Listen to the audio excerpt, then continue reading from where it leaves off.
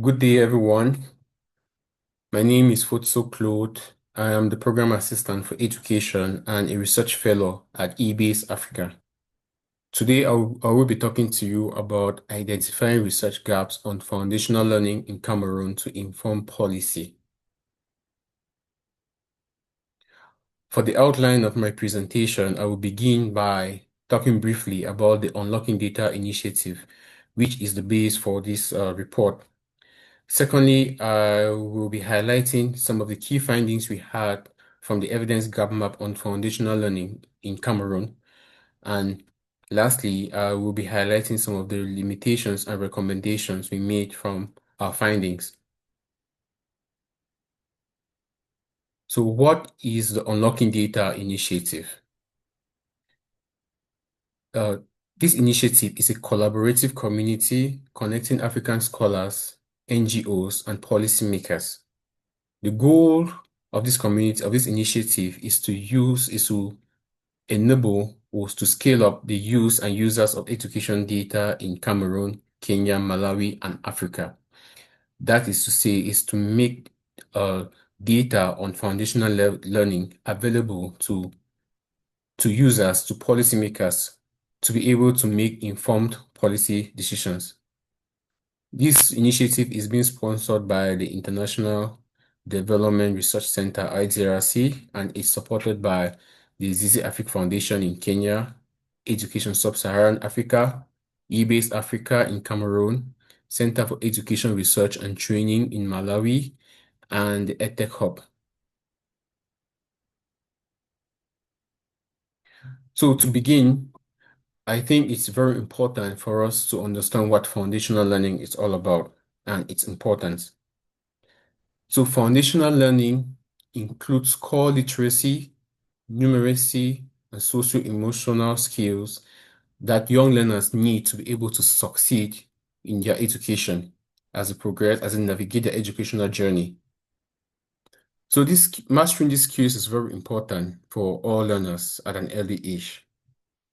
The first reason why it's important is, in Cameroon, for example, it helps to address learning poverty. By this, I mean once learners master these skills, that is literacy skills, numeracy skills, and socio-emotional skills at an early age, the probability of them succeeding in their as they navigate as they navigate their educational journey, that is in higher education, is quite high because it will be easier for them to understand higher concepts by mastering these skills. Secondly, it reduces dropout rates. By this, I mean when young learners master the skills and subsequently they understand higher concepts as they come along, they are motivated to keep learning and they feel the need to stay in school and in class to learn.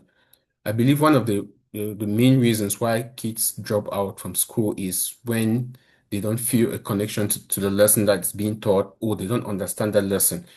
They tend to skip the class and with some extreme cases, they drop out from school. But when they know these skills, they are motivated to come back to class to learn, to keep learning. And lastly, it promotes equity between boys and girls. So when boys and girls master these skills at an early age, they they tend to succeed equally in the future because they they grow, they navigate that journey at the same level. Everybody and this produces equal opportunities for them after education in the future. Some of the challenges that the Cameroon education system faces are the bilingual education system. Cameroon is a bilingual country with French and English as the main national languages. And they have they have two systems of education. That is the French system of education and the English system of education. So personally, I believe this is a challenge because the the quality of both systems, I believe that the kids are receiving two separate education, and this produces a gap because one system might be producing more results than the other, and this will be a negative disadvantage to the kids in the future. Secondly, there are conflicts in Cameroon currently. We have the Anglophone crisis affecting the Northwest and Southwest region, and the Boko Haram crisis, which affects the far north region in Cameroon. And lastly, there is resource constraints in most schools, especially public schools, where the student to teacher ratio is quite high, and this hinders learning in most cases. So while building the evidence gap map on foundational learning in Cameroon, we had several objectives. The first objective we had was to map out the evidence on foundational learning interventions and outcomes in Cameroon. The second was to identify primary and synthesize the evidence gaps. The third was to facilitate evidence-based policy for stakeholders. That is, we wanted policymakers to have access to this evidence gap map so that they can be able to make informed policy based on our findings. So while building this gap map, we asked several questions. Our research questions included what is the extent of the empirical evidence on foundational learning in Cameroon? What are the major evidence gaps on foundational learning? And what areas should be prioritized for research? For our methodology, we began by searching for existing evidence or existing papers or data on foundational learning in Cameroon. So we searched databases, CSO repositories, university libraries, and many other sources where we know data exists. We also did some stakeholder consultations through focus group discussions and key informal interviews, where we asked the stakeholders the experiences of producing and using data within the data ecosystem in Cameroon and foundational learning, to be precise. So from our search on the studies or the existing data on foundational learning, we discovered 677 published, we discovered 677 reports or articles on foundational learning in Cameroon.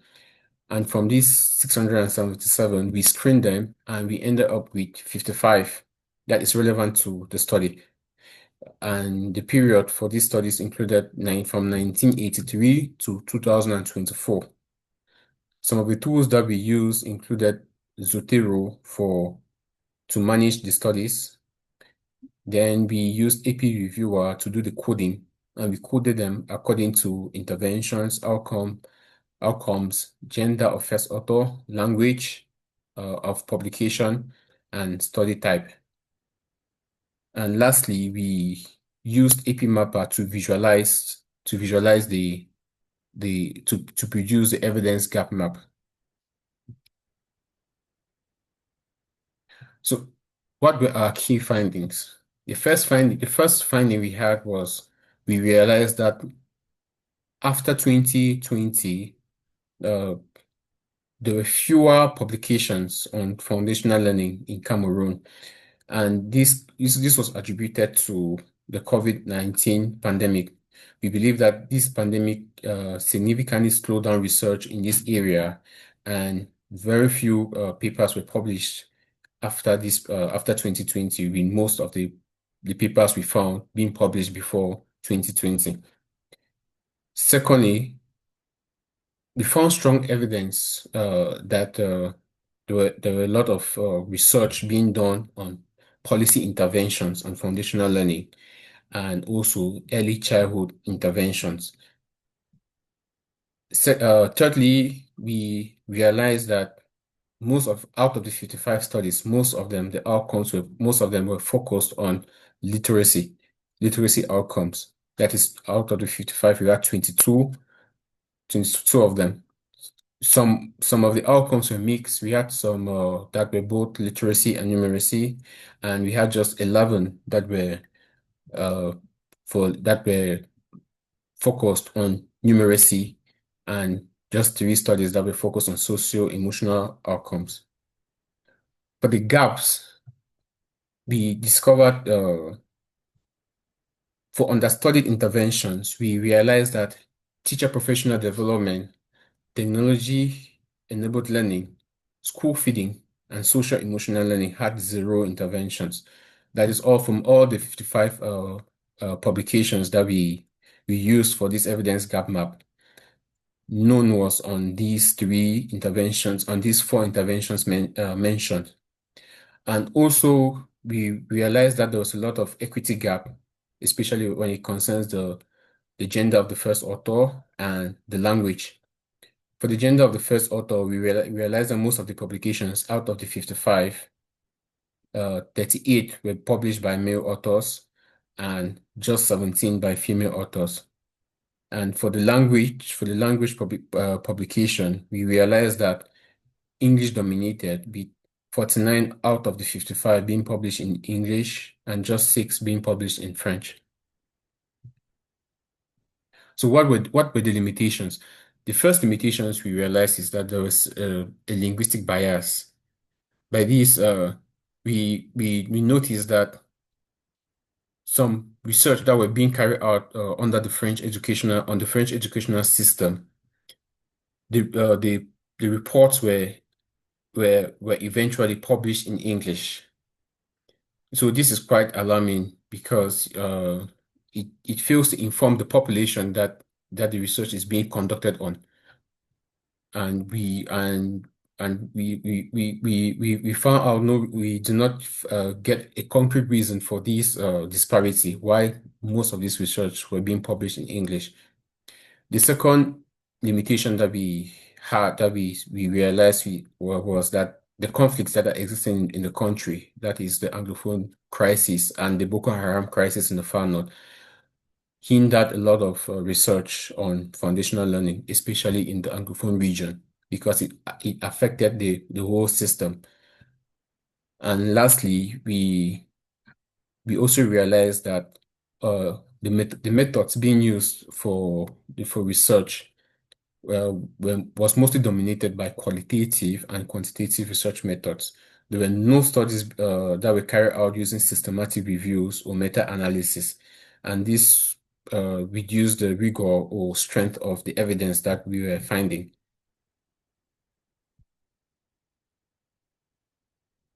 So what are some of the recommendations that we made from our findings from the evidence gap map? The first recommendation was that we asked the government to pilot more research on teacher development, teacher professional development, socio-emotional learning, numeracy focused programs. The second recommendation was that the government should enhance inclusivity in conflict zones, and also via community-based learning. By this, we mean that the government should look for ways to solve some of these crises, and to also promote researchers who want to carry out research in this area, in these zones, conflict affected zones. Thirdly, we recommended that the government should develop a data repository that is a real-time monitoring system where the evidence being gathered on foundational learning in Cameroon can be stored and be made available to the users of data, to policymakers, so that they have enough information to make evidence-based decisions. Fourthly, to researchers, we recommended that researchers should focus to carry out more research on numeracy, social-emotional learning, and technology-enabled learning to close the gap on the evidence, on the foundational learning evidence ecosystem. Lastly, we also call on researchers to do more research using to conduct more research using systematic reviews and meta-analysis. We believe that this will strengthen the evidence that is being generated in this system and lead to better informed decision making.